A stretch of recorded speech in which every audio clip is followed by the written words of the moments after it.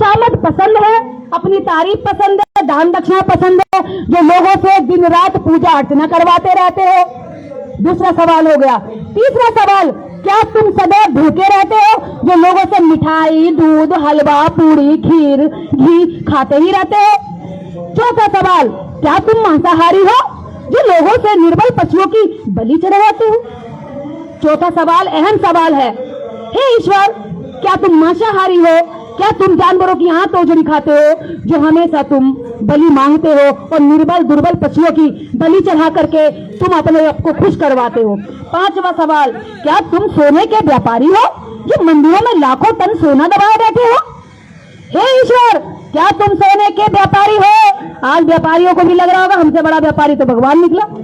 हे ईश्वर, क्या तुम व्यापारी हो, जो लाखों टन सोने को अपने मंदिरों में दबाए बैठे हो। मैं नहीं कह रही हूँ, पेरियार ने कहा है, लगभग 125 साल पहले कहा है। ये पेरियार की बेटी तो बस दोहरा रही है। इसके आगे सुनिए, हे ईश्वर, क्या तुम व्यभिचारी हो, बलात्कारी हो, जो तुम मंदिरों में देवदासियों को रखते हो और उनकी हड्डियां नन्ही नन्ही उम्र में उनका शोषण करते वक्त तोड़ देते हो। पेरियार कह रहे हैं, मैं नहीं कह रही हूँ। सातवां सवाल, ईश्वर, क्या तुम कमजोर हो, जो रोजाना होने वाले बलात्कारों को बिल्कुल नहीं देख पाते, अंधे हो। पेरियार कह रहे, मैं नहीं कह रही हूँ। हे ईश्वर, क्या तुम मूर्ख हो।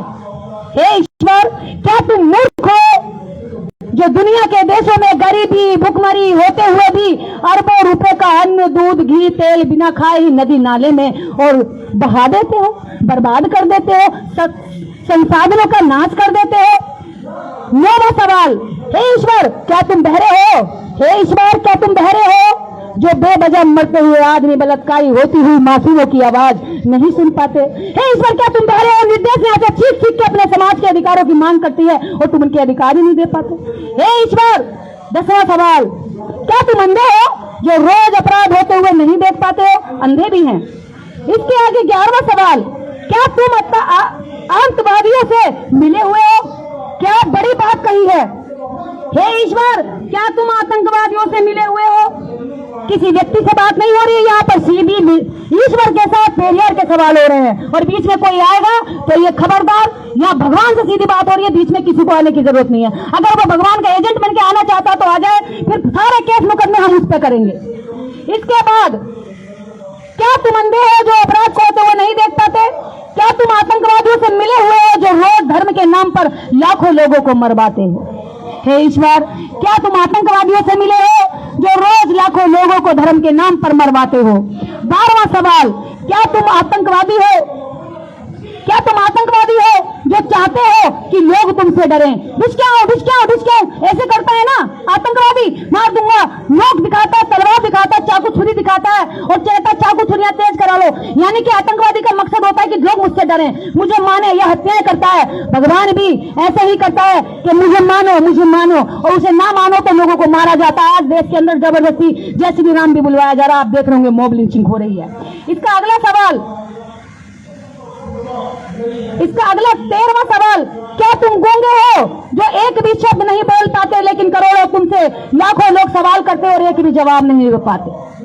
मैं अभी ये 15 सवाल कर रही हूँ, अगर ईश्वर मुझे एक भी सवाल का जवाब दे दे तो मैं मान जाऊंगी कि इस देश में, इस दुनिया में कोई ईश्वर है, वरना बीच में कोई उसका दलाल बन के मेरा सामना ना करे।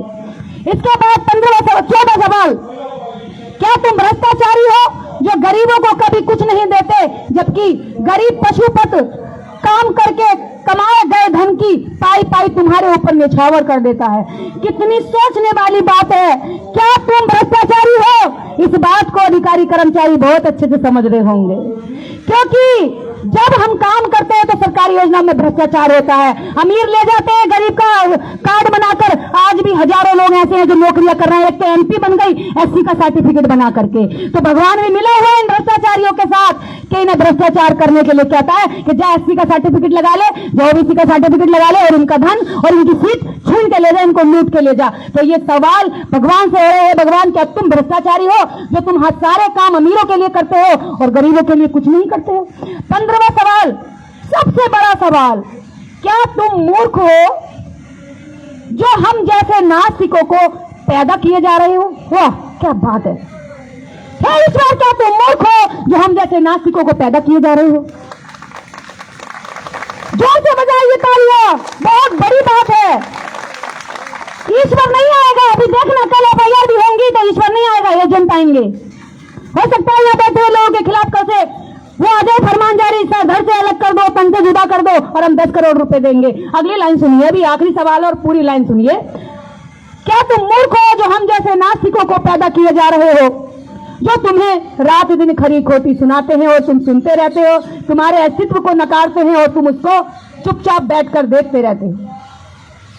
मैंने यहां से इतने सवाल किए, कोई तूफान नहीं आया, मुझे कोई बीमारी नहीं हुई, मुझे कोई अटैक नहीं पड़ा, मैं ठीक हूं। यहाँ इतने लोगों ने सुना, किसी को कोई तकलीफ नहीं हुई, ये सब उसी तरह से खड़े हुए जैसे पहले खड़े थे और जोश के साथ खड़े हो गए।